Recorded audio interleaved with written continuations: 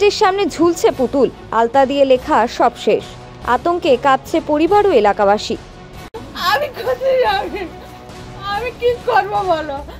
আমি কার কার ক্ষতি করছি? আমার সন্তানরা বাড়ি থাকে না, ওরা ওদের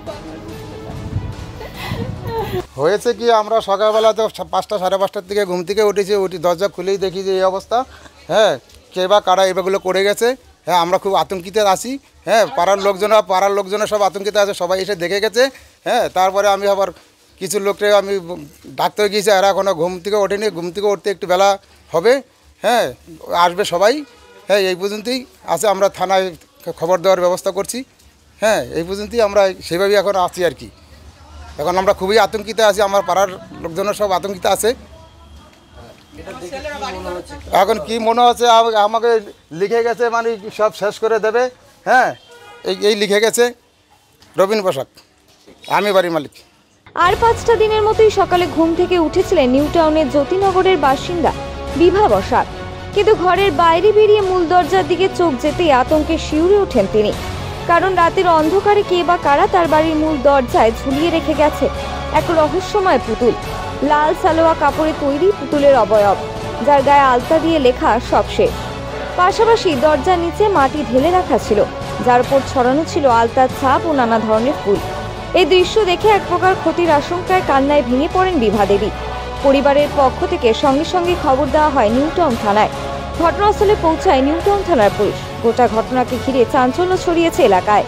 আতঙ্কে রয়েছেন স্থানীয় বাসিন্দারাও। পুলিশ ঘটনা তদন্ত শুরু করেছে। কে বা কারা এমন কাণ্ড ঘটালো এবং এর পেছনে কোনো হুমকি বা তান্ত্রিক উদ্দেশ্য আছে কিনা তাও খতিয়ে দেখা হচ্ছে। ব্যুরো রিপোর্ট, সংবাদ যখন 24x7।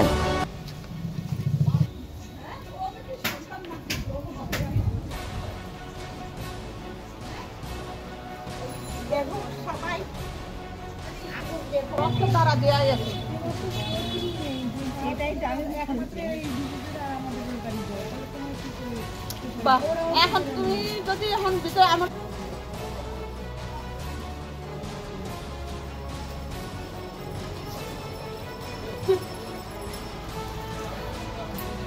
তোর মা আমি ঠিক থাকতে হয় না, হবে না,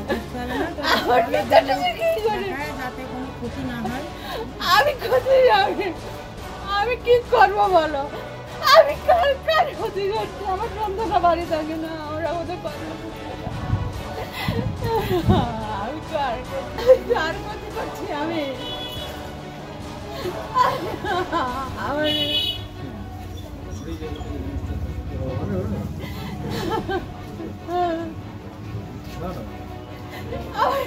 আমি কার ক্ষতি করছি? আমার এত বড় জন্ম, আমার এই লেখা জায়গা